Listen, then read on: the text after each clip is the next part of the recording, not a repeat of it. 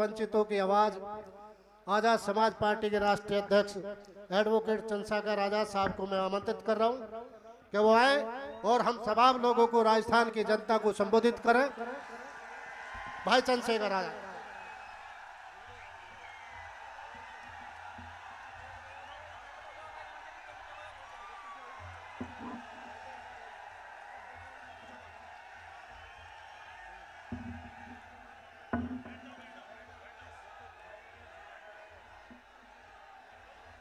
जय भीम।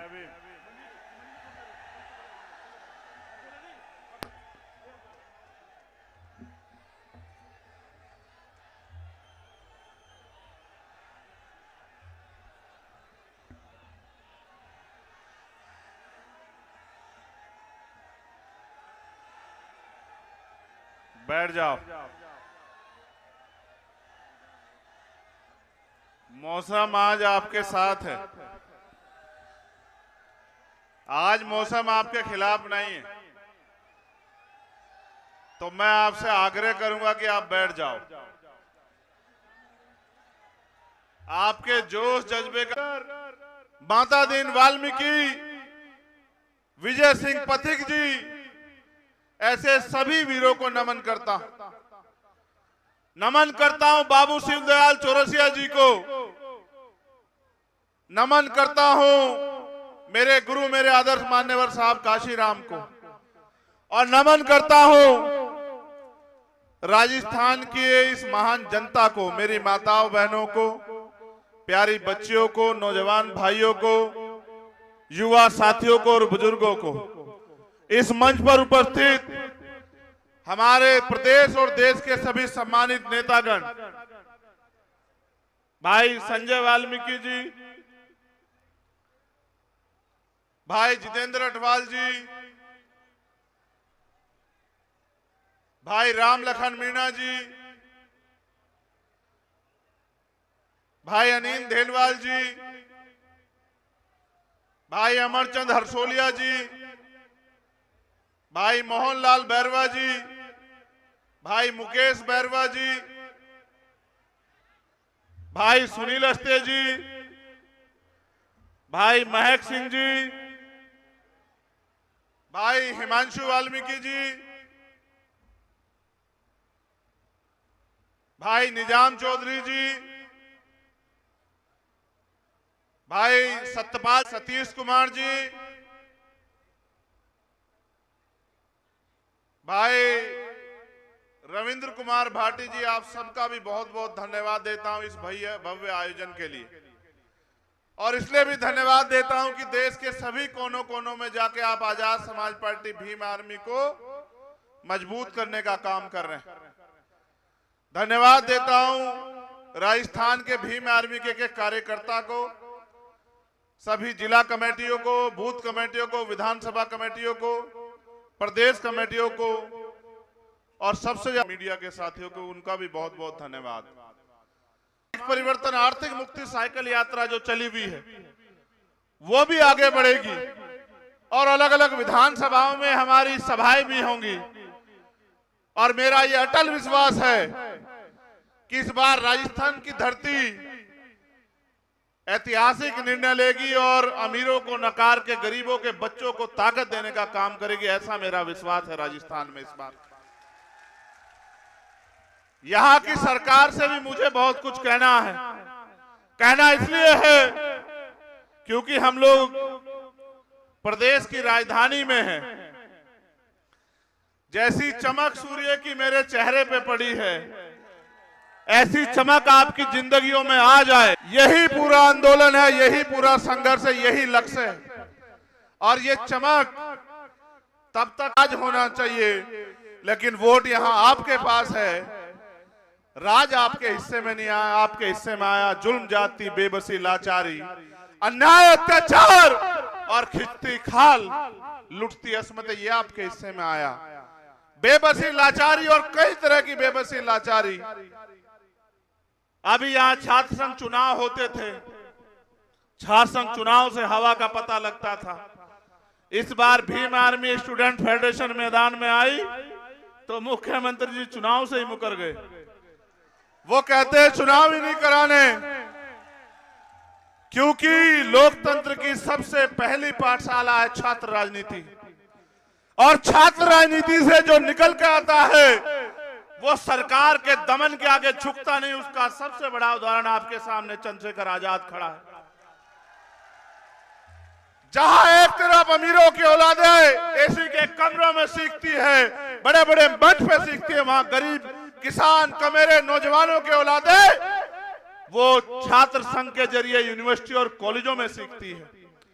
इनको लगा कि नया नेतृत्व ना खड़ा हो, इनका आपसी गठजोड़ चलता रहे, नए नेतृत्व का निर्माण ना हो, इसलिए छात्र संघ चुनाव को टाल दिया जाए। याद रखना मुख्यमंत्री जी, आप भले ही सत्ता की ताकत से छात्र संघ चुनाव को ना होने दो, लेकिन आप 2023 का चुनाव नहीं रोक सकते। 2023 का चुनाव होगा और ये युवा शक्ति राजस्थान की काया पलट के रख देगी, इस बात को आप याद रखना। आप नौजवानों की बात करते हो किस मुंह से? सबसे ज्यादा पेपर लीक होते हैं, गरीबों के भविष्य के, नौजवान लोगों के भविष्य के साथ खिलवाड़ होती है, उनके हिस्से को डकार लिया जाता है। मैंने पहली बार सुना बस में बैठ के कितने बड़े पैमाने पे यहाँ होता है, और मुख्यमंत्री जी कहते हैं कानून का राज है, जो एक पर्चा सुरक्षित ना रख पाए वो राजस्थान की जनता। ये युवाओं के भविष्य के साथ जो खिलवाड़ चल रहा है, इस ढक्कन को हम लोग बंद करने का काम करेंगे 2023 में। आप लोग इस बात को याद रखना मेरे साथियों। मेरे आज भी याद है, यहाँ की सरकार कहती है जब इनके बड़े नेताओं पे अत्याचार होते हैं, संविधान को नहीं मानती।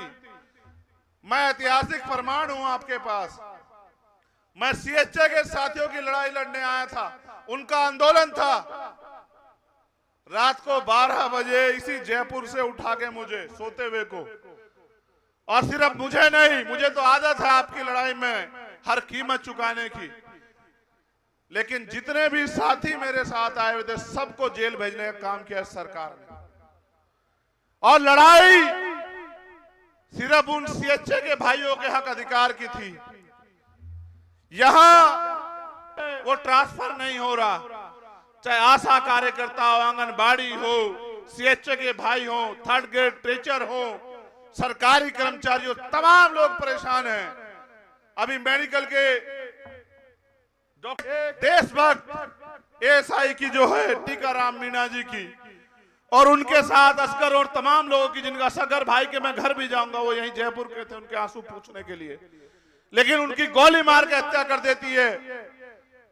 ये व्यवस्था जो यहाँ राजस्थान में है, और एक सरकारी कर्मचारी की हत्या होती है, शहीद का दर्जा देने के बजाय मुख्यमंत्री जी और उनके नेता बैठ के उस परिवार का मजाक उड़ाते हैं। ये इस भ्रष्ट सरकार की सच्चाई है आपके सामने। एक मेरे याद है, आपने ऐसे इतनी बड़ी ताकत में एससी एसटी की महापंचायत की थी, आपको याद है या नहीं है बताओ? जिस दिन से उन कर्मचारियों ने अपनी मांगों को लेकर एससी एसटी की महापंचायत की, वो सारे कर्मचारी नहीं बनाओगे, इसी तरह के दमन का सामना आपको करना पड़ेगा। लेकिन विश्वास रखिए, अगर एक भी कर्मचारी का दमन होगा या उनका कोई मंत्री या उनका कोई अधिकारी, वो चैन से नहीं बैठेगा कुर्सी पे। इस बात को आप लोग याद रखना। 2 अप्रैल 2024 से ज्यादा नहीं है वो, उनकी कोई बात नहीं मानी जाती। उनके जो अध्यक्ष है उनको भी मैंने सुना, वो भी बेचारे कहते रहते हैं कि साहब ये परेशानी को सुनता नहीं, एक झुंझुना बना के रख दिया, उसको कोई ताकत पावर नहीं है। झुंझुना इसलिए बना दिया कि एससी एसटी के लोगों ने जो आंदोलन किया उन पे झूठे मुकदमे लगे, उनकी खाल खींची गई। उन्होंने ये सोचा कि बीजेपी को रोकने के लिए हम लोग कांग्रेस को वोट दे देते हैं। उन्होंने आपकी सरकार बना दी, आपने उसके नाम पे 2019 में वोट लिया, और अब आज तक आपने मुकदमे वापस लिए कि न्याय आयोग को ताकतवर किया। ये बात इस बात को स्पष्ट करती है कि आप इन सम्मानित साथियों, बड़े दर्द के साथ कहना पड़ रहा है इंद्र मेघवाल, आपको याद है कार्तिक भील, आपको याद है पूजा भील, आपको याद है हर्षपति वाल्मीकि, आपको तोला गुजर, आपको याद है भाई पुष्कर कसाना, आपको याद है थाना गाजी, आपको याद है बगड़ी, और अभी अभी पाली की जो वीडियो मैंने डाली कि किस तरह इस सरकार में, और मैं अशोक मेघवाल के परिवार के साथ जो हुआ उसको भी नहीं भूल सकता। मैंने आपको हर न्याय पंचायत में याद दिलाया, जब भी आपने सामाजिक न्याय सम्मेलन किए मैंने आपको याद दिलाया कि इस जुल्म जातीय अन्याय अत्याचार के जिम्मेदार हम लोग, और कैसे ये आपको जानना चाहिए। आज ये आप यहाँ हजारों की संख्या में आए, हम इसलिए जिम्मेदार हैं कि जिस वोट के दम पे हम अपना राज स्थापित कर सकते थे, उस वोट को हमने इनको देने का काम किया, और इन्होंने बदले में जो इनका स्वभाव है, इन्होंने बदले में वही अन्याय अत्याचार जुल्म जातीय हमें देने का काम किया। अगर आपने इनको ताकतवर ना बनाया होता तो किसी जालिम की हिम्मत नहीं होती कि वो जितेंद्र मेघवाल को चाकू से चीर देता, किसी जालिम की हिम्मत नहीं होती कि वो पूजा भील की 10-11 टुकड़ों में जो है उसकी हत्या कर देता। कोई किसी सामंत की हिम्मत नहीं होती कि वो इंद्र मेघवाल को पीट पीट के मार देता, मटकी छूने पर उसके खिलाफ पंचायत होती है। ये हमें मारते भी है और उनके खिलाफ हमारे जो अन्याय की लड़ाई है उसके खिलाफ पंचायत भी करवाते हैं। आप ये बताओ कि बाबा साहब ने हमें वोट का अधिकार स्वाभिमान सम्मान की जिंदगी के लिए दिया, बाबा साहब ने हमें वोट का अधिकार गुलामी की बेड़ियां काटने के लिए दिया, और आपने अपनी वोट का प्रयोग किस लिए किया मेरे साथियों?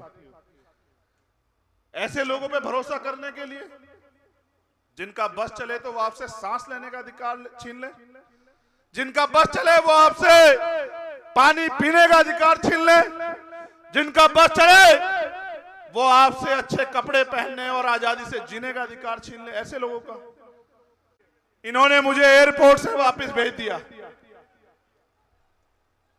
मैं उसके बाद 3 बार आया, मैं आके प्लेन से उतरता नहीं, ये मुझे एयरपोर्ट पे अरेस्ट कर लेते और फिर गाड़ी में बिठा के दिल्ली छोड़ के आते। एक बार ये मुझे दिल्ली छोड़ के आए, मैंने इन पे फिर भरोसा किया, मैंने इनसे हाथ जोड़ कहा कि अकेला आदमी जाना चाहता हूं इंद्र मेघवाल के परिवार से मिलने के लिए, उस परिवार को मेरी जरूरत है। एक अकेले को नहीं जाने दिया, इन्होंने मुझे फिर अरेस्ट किया, ये मुझे फिर दिल्ली छोड़ के आए, ये मुझे दिल्ली छोड़ के आए, मैंने तत्काल फ्लाइट कराई, इनके आने से पहले मैं फिर आ गया। जब मैं आ गया तो अधिकारियों ने माथा पीट लिया, कह रहा तू आदमी है क्या है भाई? इतनी चिंता तो यहाँ के उन नेताओं को भी नहीं है, यहाँ के लोगों की जिनको वोट देके एमपी एमएलए बना के यहाँ के लोगों ने बिठाया, जितनी चिंता तुझे है।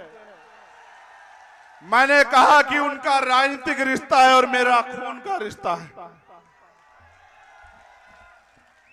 फिर मैं वापस आया और मेरे साथी हमने प्लान बनाया कि इस बार हम यहाँ की सरकार और पुलिस को बताएंगे कि बाबा साहब के बच्चे कितने दिमागदार हैं, और पूरी सरकार और पुलिस की नाक के नीचे से हम लोग जालोर चले गए। जब मैं उनके घर पहुंच गया तब पुलिस को पता लगा। फिर इन्होंने क्या किया, मुझसे झूठ बोल के लेके आए, अगले दिन हमें पीसी करनी थी कि जयपुर तक सुरक्षा दे रहे, और जयपुर लाके फिर 50 गाड़ी लगा के पूरा जयपुर बंद करके फिर मुझे दिल्ली छोड़ के आए। मैंने इनसे कहा कि जितना फोर्स मुझे रोकने के लिए लगाते हो श्रीमान जी, इतना फोर्स इन वर्गों की सुरक्षा के लिए लगा दो तो आपके प्रदेश में अन्याय अत्याचार नहीं होगा। मैं आता भी तो करता क्या, आपसे तो अपील करता कि आओ लड़ो, लेकिन मैं आपसे पूछना चाहता हूं, ओम प्रकाश रेगर का परिवार इस मंच पे है, उसकी छोटी बहन जो मेरी भी छोटी बहन है, उस माँ से उस पिता से मैंने वादा किया था कि आपके बच्चे को न्याय दिलाऊंगा, अपने छोटे भाई ओम प्रकाश रेगर को न्याय दिलाऊंगा। मैं क्यों आता हूं उसका सच ये है कि ओम प्रकाश रेगर मरने से पहले सुसाइड नोट में यहाँ के किसी नेता का नाम नहीं लिखता। वो एक बात लिखता है कि मेरा भाई आएगा चंद्रशेखर आजाद मुझे न्याय दिलाने के लिए। कार्तिक भील मेरे एक नौजवान भाई की हत्या कर दी जाती है। आप ये देखो 8 महीने से कार्तिक भील का परिवार न्याय के लिए लड़ रहा है। क्या जवाब दूं मैं इनको? पानी देना यार।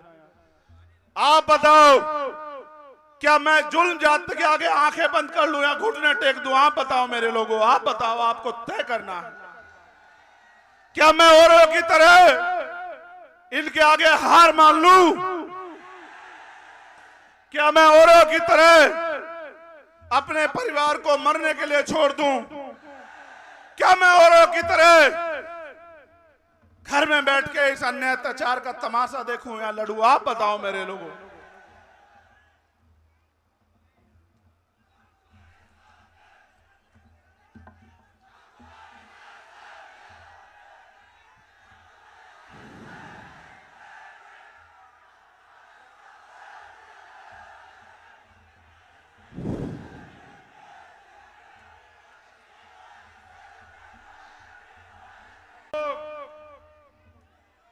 ये सब लोग सोचते होंगे कि हमें आजाद हुए 75 साल हो गए हैं, मगर ऐसा क्या है कि आज भी हम भारत में रोटी, कपड़ा, मकान की लड़ाई लड़ रहे हैं?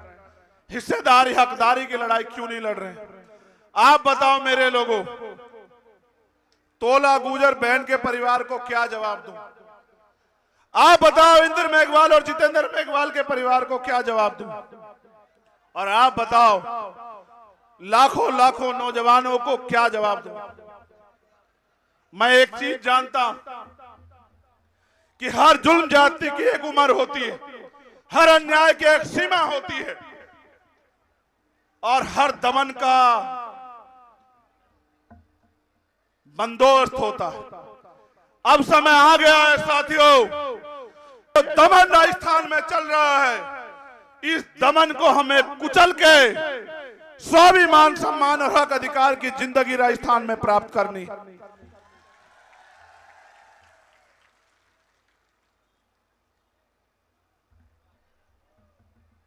आज राजस्थान में पॉलिटिकल टूरिज्म भी चल रहा है।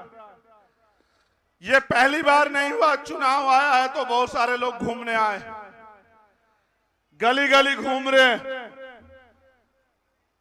उनकी जरूरत है भाई, उनको घूमना भी चाहिए। नहीं घूमेंगे तो आपकी वोट को बेचेंगे कैसे?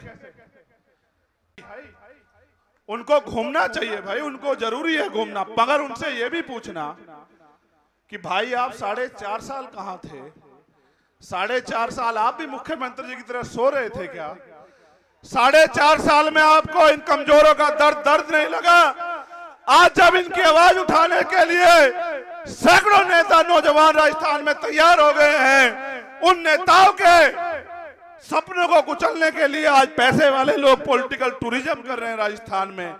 ऐसे टूरिज्म करने वालों को, घूमने वालों को भी आप लोगों को जवाब देना है। मेरा तो एक ही बात को कहना है, एक चीज बहुत जरूरी जिससे आपको सावधान रहना है। जो भी नूह में हुआ, जो करने का प्रयास बरेली में किया गया, हमें सत्ता छीननी है। लेकिन इसके बाद 2024 में सेंटर में भी जो भाजपा की सरकार है, उनसे भी हमें सत्ता छीननी, इस बात की भी तैयारी हम लोगों को करनी। इस बात से भी सावधान रहना है कि नूह में जिस तरह से प्रायोजित हिंसा कराई गई, मैं धन्यवाद देता हूं प्रभाकर चौधरी जी को। एक ऐसा आईपीएस जिसने सरकार के आगे घुटने नहीं टिके और जो लोग दंगा कराना चाहते थे बरेली में, उनको जवाब देने का काम किया, उनको भगाने का काम किया। और एक ईमानदार अधिकारी को खामियाजा ये चुकाना पड़ा कि उनको हटा के वहां से उनका डिमोशन करके पीएससी में लगा दिया गया। सरकारें बदलेंगी। नूह की जो हिंसा हुई वो हिंसा प्रायोजित है, और इसलिए प्रायोजित है कि किसी तरह से वोटों का डिवीजन हो जाए, बंटवारा हो जाए। नू की जो हिंसा है वो हिंसा इसलिए है क्योंकि कुछ पार्टियों की दुकानदारी यहां हिंदू मुसलमान की राजनीति करके कामयाब होती है। लेकिन मैं आपसे पूछना चाहता हूं कि हमारे महापुरुषों ने हमें जोड़ना सिखाया या तोड़ना सिखाया? आप बताओ मेरे लोगों। तो क्या किसी बंटवारा खड़ा करने का प्रयास किया जा रहा है?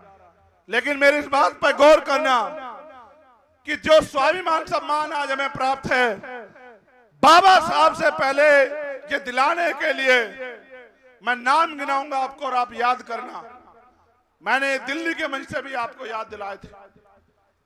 राष्ट्रपिता ज्योतिबा फूले, छत्रपति साहू जी महाराज, पेरियर रामास्वामी नायकर, पेरियर लल्लू यादव, बाबू जगदेव प्रसाद कुशवाहा, जननायक कर्पूरी ठाकुर, बाबू शिवदयाल चौरसिया, संत राम बीए प्रजापति जी, चौधरी कुंभाराम आर्य, सर छोटू राम, चौधरी चरण सिंह, ये सब पिछड़े वर्ग के लोग हैं, आपके अपने परिवार के लोग हैं।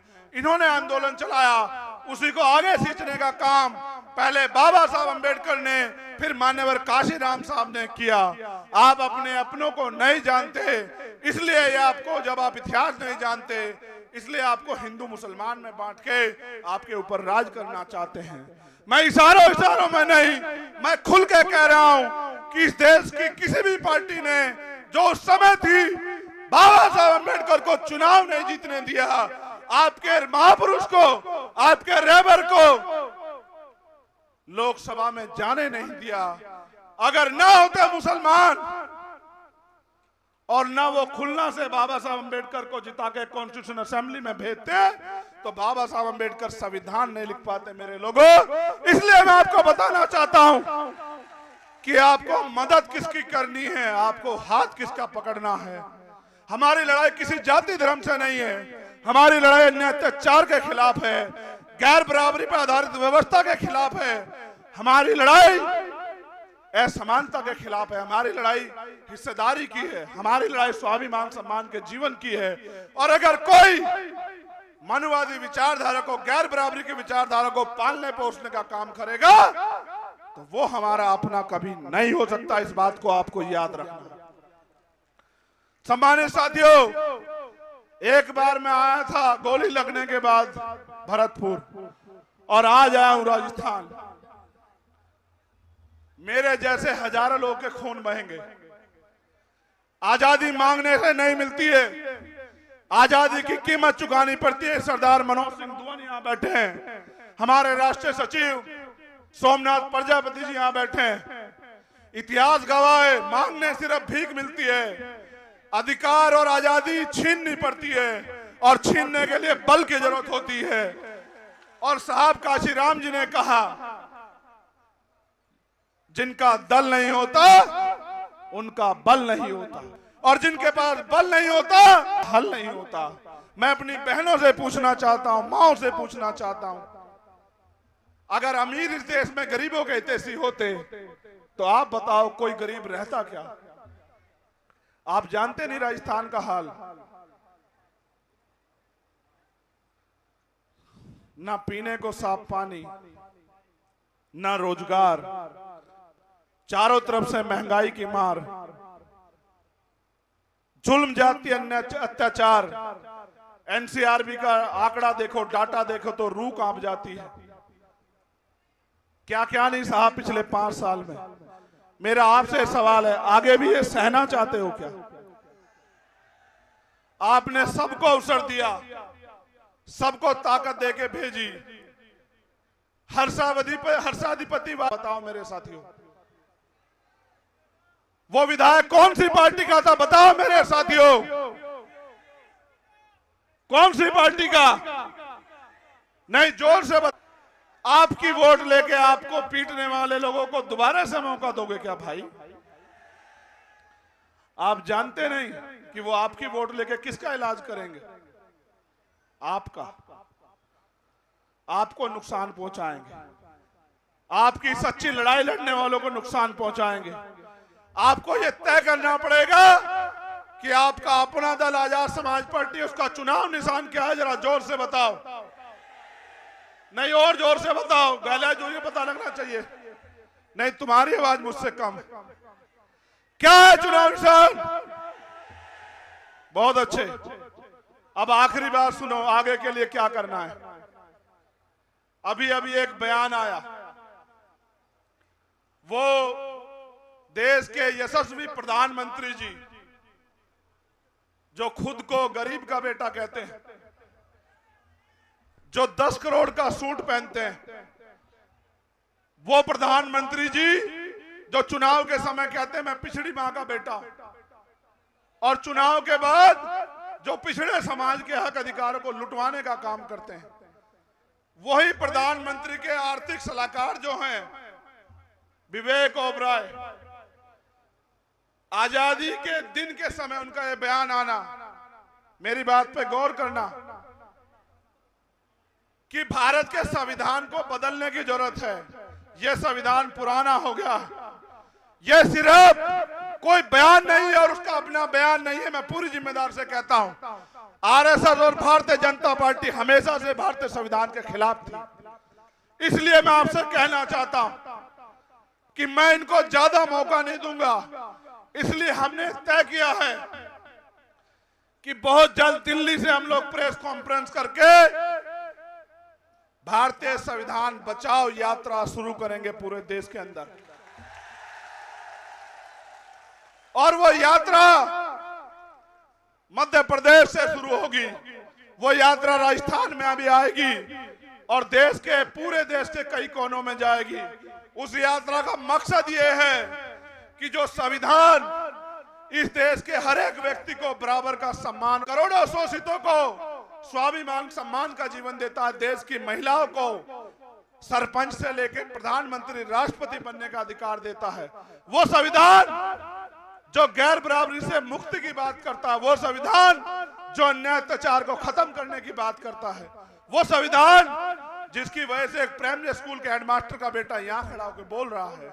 आप इस मंच पर उपस्थित हैं और यहाँ इतने अच्छे माइक लगे, टेंट लगे हैं। उस संविधान की रक्षा के लिए भीम आर्मी का जन्म हुआ था। इसलिए मैं आपको वचन देके वादा करता हूं, मेरा वचन अटल है। सूर्य पूरब की जगह पश्चिम से निकल सकता है, मेरी बात को याद रखना, लेकिन चंद्रशेखर आजाद आज अपने समाज से वादा कर रहा है कि भारतीय संविधान पे आंच नहीं आने दी जाएगी जब तक मेरे शरीर में खून का आखिरी कतरा है। गोली कल की लगती आज लगे, मुझे यह भी नहीं पता मेरा आखिरी दिन क्या होगा और कौन सा होगा, मगर मैं ये जानता हूं कि लिख रहा हूं मैं अंजाम, इसका कल आगाज आएगा और मेरे लहू का एक एक कतरा इनकलाब लाएगा। ये बात याद रखना आप लोग। इसलिए भारतीय संविधान को बचाने की इस यात्रा के आप लोग सारथी बने। और यह यात्रा की एक अच्छाई मैं आपको बता दूं, हमने निर्णय लिया है कि दिन में इस यात्रा के जरिए हम लोग समाज को तैयार करेंगे और टूरिज्म नहीं होगा। यह यात्रा क्या तो साइकिल पे होगी या पैदल होगी, प्लस रात के ठहराव की व्यवस्था पहले से नहीं होगी। जिस समाज की लड़ाई लड़ रहे हैं उस समाज की जिम्मेदारी होगी कि वो हमारे खाने का सोने की व्यवस्था करे, और समाज खाने सोने की व्यवस्था नहीं करेगा तो मैं वचन देकर कहता हूं कि हम लोग भी भूखे ही सो जाएंगे, लेकिन रुकेंगे नहीं। ये पैगाम है मेरा समाज के नाम की, उनको तय करना है कि उनको इस आजादी के साथ जीना है जो बाबा साहब अम्बेडकर के संविधान ने दी। ये आपको इंतजार करना है कि जब संविधान खत्म हो जाएगा तब आप लड़ पाओगे। आप इतनी बड़ी संख्या में आए, मैं आयोजक कमेटी का धन्यवाद देता हूं। प्रशासन की बहुत अच्छी व्यवस्था रही।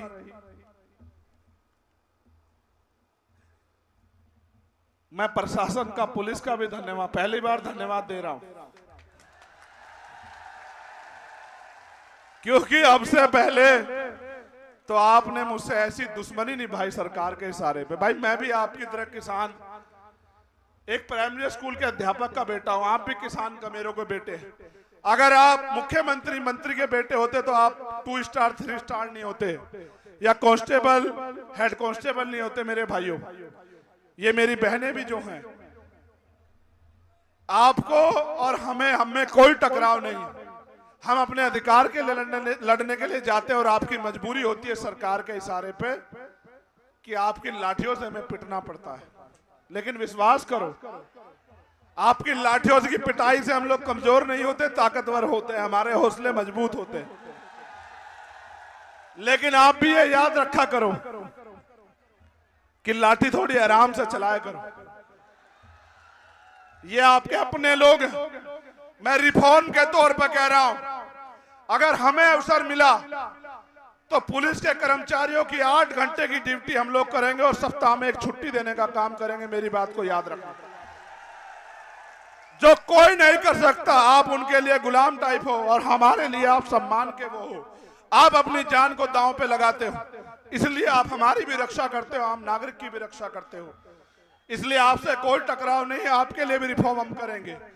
इसलिए आपसे कहना चाहता हूं कि अब जब आपके क्षेत्रों में सभाएं हों और ये आंदोलन आगे बढ़े तो इसमें साथ देना और उन ताकतवर लोगों को जो पैसे के नशे में घमंडी हो गए उनको बताना कि ये छोटे मोटे लोग इस देश का इतिहास लिखेंगे। ये बात याद रखना। हमारे महापुरुषों ने कभी छोटे बड़े की बात नहीं की। हमारी तो पूरी लड़ाई छोटे बड़े के खिलाफ। हम तो समता, समानता, बंधुत्व, भाईचारे को मानने वाले लोग हैं। और मैं ये कहता हूं, मानव मानव में भेद करे वो किताब कोई भी हो सकती है, मानव मानव को जो समान करे वो भारत का संविधान है। हम उसके सिपाही हैं। बहुत बहुत धन्यवाद। जय भीम, जय भारत, जय मंडल, जय जोहार, जय संविधान। Bhim army, Azad Samaj party, Bhim army, Azad Samaj party. धन्यवाद। जय भीम, जय भारत। भाई आप संघर्ष करो, भाई आप संघर्ष करो। भाई चंद्रशेखर आजाद जिंदाबाद। ये एक छोटी सी प्यारी गुड़िया, आपने इसको देखा भी होगा। ये गुल्लक लेके आई है अपनी मेरी मदद करने के लिए।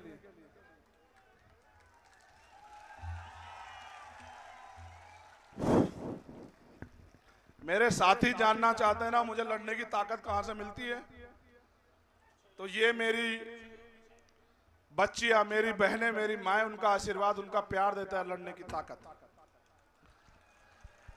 मैं अपनी छोटी बच्ची से, बहन से कहना चाहता हूं, आज इस पैसे की जरूरत तुम्हारी पढ़ाई को है। जब तक हम ताकतवर ना हो जाए और इस प्रदेशों में आजाद समाज पार्टी के जरिए राज ना जाए, ऐसा राज जहां किसी बहन को, भाई को पढ़ने के लिए अपना मकान नहीं बेचना पड़ेगा, अपनी जमीन गिरवी नहीं रखनी पड़ेगी, इलाज के लिए उधारी नहीं करनी पड़ेगी। जब तक ऐसा राज ना आ जाए तब तक आप इस मेहनत की कमाई से अपनी पढ़ाई चला लो। जिस दिन ये राज आ जाएगा आपको किसी के आगे जो है वो हाथ नहीं फैलाना पड़ेगा। मेरा वचन है आपको, इस बात को आप याद रखना। तो मैं उससे कहूंगा,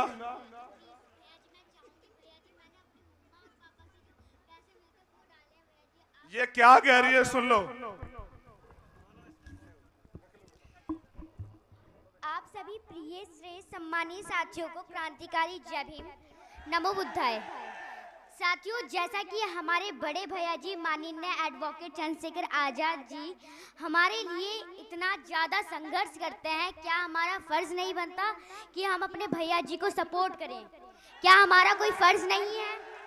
मैं अपने भैया जी को जो मेरे को पॉकेट मनी मिलती है वो मैंने एक पिगी बैंक में डालकर उसको पूरी तरह से कलेक्ट कर कर अपने भैया जी को दिया है। अगर भैया जी ने नहीं लिया तो मुझे बहुत ज़्यादा गंदा लगेगा। तो मैं आपसे भैया जी आपसे रिक्वेस्ट करती हूँ कि आप ले लें प्लीज़।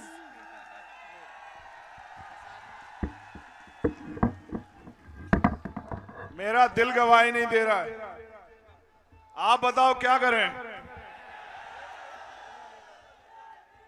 जो आप कहोगे वो करेंगे, ले या ना ले बताओ। ले ले। ठीक है, धन्यवाद।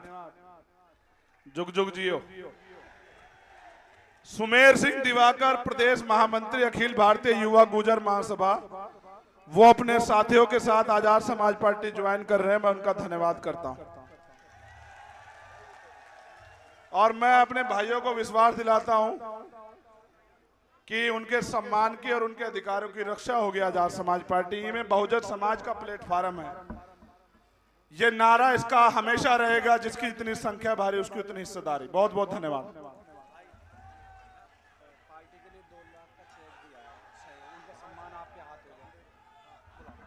एक और साथी हैं, मैं माफी चाहता हूं आपसे कि ज्यादा समय लिया जा रहा है। उन्होंने 2 लाख रुपए का सहयोग इस कार्यक्रम के लिए दिया है, मैं उनका धन्यवाद करता हूं। जयप्रकाश आर्य जी, मैं उनका बहुत बहुत धन्यवाद करता हूं। और जिन साथियों ने इस कार्यक्रम में मदद की उन सबका धन्यवाद, और स्पेशली आपका, मेरी माँ बहनों का।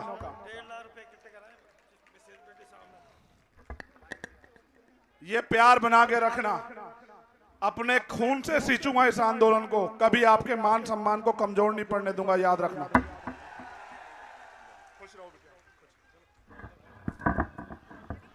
भाई आप संघर्ष करो, भाई आप संघर्ष करो। चंद्रशेखर आजाद जिंदाबाद, चंद्रशेखर आजाद जिंदाबाद।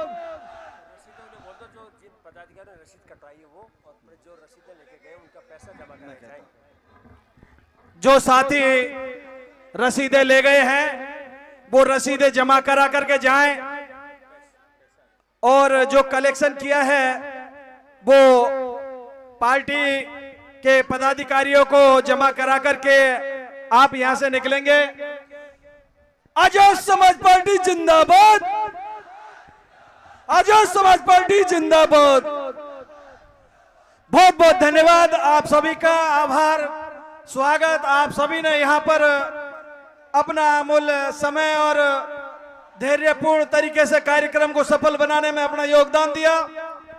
आप सभी के इस सहयोग से आप सभी को बहुत बहुत राजस्थान प्रदेश की आजाद समाज पार्टी की ओर से बहुत बहुत पुनः आपका